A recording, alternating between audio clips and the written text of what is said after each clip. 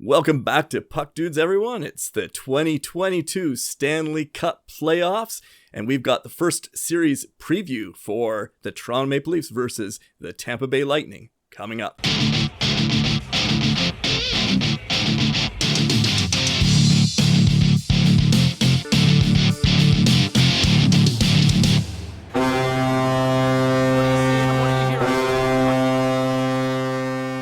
All right, Paul, so we're back to playoff time. I'm stoked on it. I'm probably just dated myself by using the expression stoked, but there it is. And we're going to start first playoff preview series. Will be the Tampa Bay versus Toronto. And the way this is going to work is simple. We've got three categories. We'll just introduce them as we go through them. Three categories that we're going to be breaking down. And then at the end of the video, stay tuned right to the end because we've got the final break the bank predictions for the series outcome. All right, so Paul, let's start with the glory guys, the guys that are the big guns and might make the most obvious difference that a lot of fans might be aware of. What do you think on each side? Who are we looking for watching this series? Well, this is definitely a star-packed series. There's no doubt about that.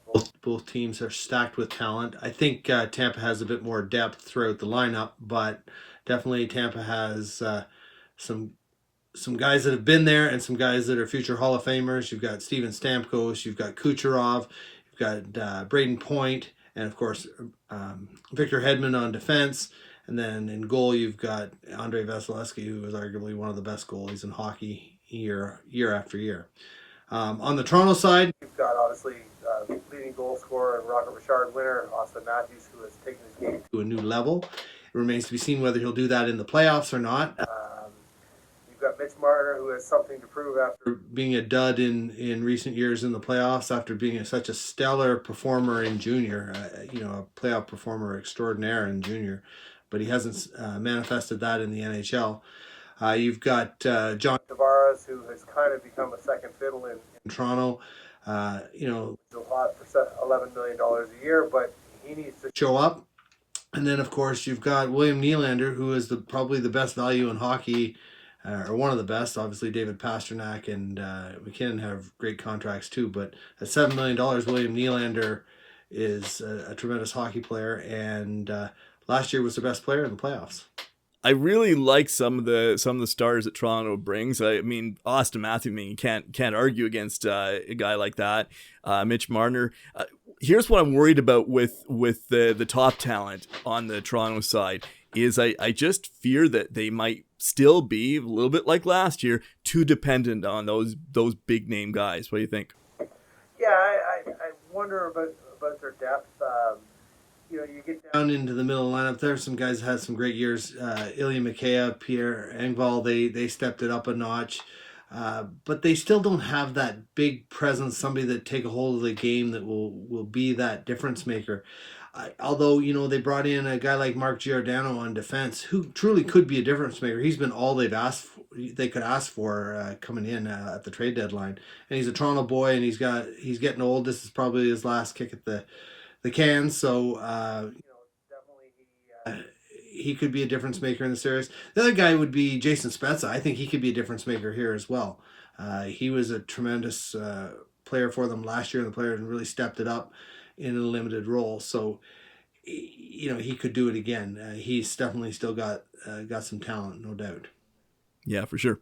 Okay, back over to the Tampa side. Flashback a year from this moment, and we had Nikita Kucherov coming into the playoff lineup, having been away for so long and out with injury, and then he suddenly made that momentous splash at the start of the playoffs that he carried through, and they just rode the momentum right through to the Stanley Cup victory. I don't know about you. I just don't know if Kucherov, for his part, has another rabbit to pull out of his hat.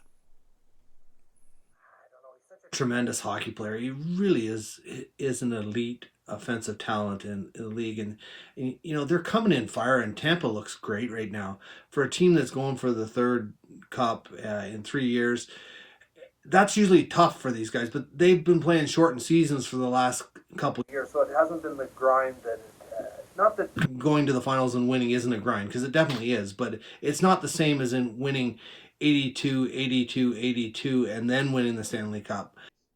Yeah, and that second category that we're talking about here are the difference makers, the unexpected guys that might make that difference. I actually had Corey Perry as well on the Tampa side for that. For the guy that might, I think he's hungry for one more shot at the big time. So watch him closely. What do you think on the Toronto side? Who could be the unexpected difference maker for the Leafs? well, I think a guy like I'm a big William Nylander fan. He takes A lot of grief in Toronto, and he often takes games off, but when he is on his game, he is an elite offensive talent and can be a difference maker. And I think the other guy that I've mentioned already would be Mark Giordano. But then a guy that doesn't get a lot of talk because he's been injured for most of the year would be Jake Muzzin. Jake Muzzin is big, mean, has some offensive upside, but he's been hurt. So if he's healthy, he could definitely be a difference maker here. And then, of course, ultimately, it comes down to, is Jack Campbell the guy? Is Jack Campbell as good as he has been in the regular season? I find with him, they get into his head and his game falls apart. So whether he's got the mental fortitude to carry on, we'll see. I think Toronto is better prepared this year than they have been in recent years. I mean, it's been a long time since they won a playoff series. So the pressure is definitely on them. And that goes to say something about this awful playoff format where you have a team with, I think, 115 points and the other had 110 and they're playing each other in the first round. That's not right. You lose one of your better teams right early. So we'll see how it plays out. For me, I think one guy that may not be on everyone's top of anyone's list, maybe, but could be a person to watch is Pierre Engvall. The reason I say that is because Toronto needs that production from the third and fourth lines. They need the lower in the order production that they haven't had, at least sufficiently in recent years. And I think he's somebody that could provide some of that. Has shown some capacity to move in that direction. I don't know whether this will be that moment for him or not, but I think if Toronto's going to, not just make it by Tampa, but make a deep run this playoffs, I think they've got to have production further down the lineup beyond just the big blue chip guys. And I think that's the main difference between how Toronto is built and how Tampa is built. Tampa has superstars, but they also have depth all the way through. So I would say their four lines are better than Toronto's 4 lines. Although in the NHL, it's always close. The difference between a fringe NHLer and a star NHLer is a good season or two. You certainly can see that when it comes up contract time and these guys put up numbers that you thought, where'd that come from? So definitely it really comes down to Tampa's desire to really engage and be that team that is going for the third championship, and whether Toronto can overcome their ghosts in the closet that have hindered them from moving forward. Okay, so back end of the ice. What do you got on each side? Well, I actually like the way Toronto's defense matches up better against Tampa's. For the same reason, Morgan Riley's a stud defense. Giordano's playing great hockey despite being 63 years old. Jake Muzzin, if he comes back, adds some grit. And then you got guys like TJ Brody, who has gotten better since Giordano has come in. Leah Bushkin has played really well. I wonder if I said his name right. And then Justin Hall can play in the right situation. And Timothy Liljegren, again, if paired up in the right spot, is pretty good.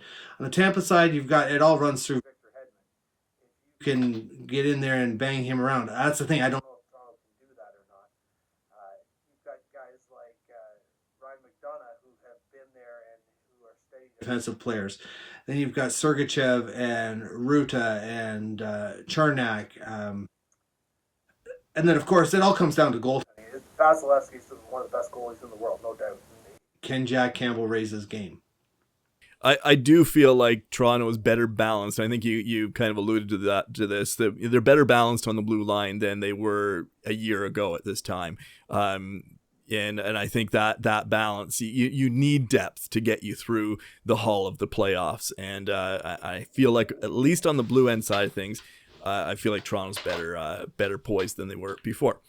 Okay, so put it all together. What's your down and dirty?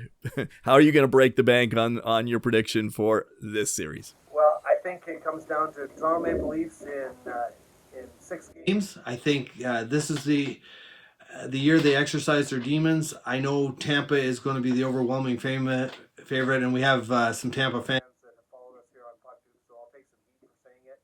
and they'll say it's because I'm a Canadian and I'm a homer, but I do think this is the year that they step up. They've prepared for it all years. So despite Tampa pounding on them recently, I think Toronto will come out on top here.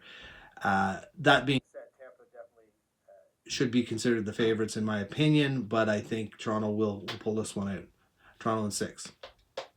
For sure, Tampa, they're always a risk with this cast of characters. They do have depth. They could prove that wrong.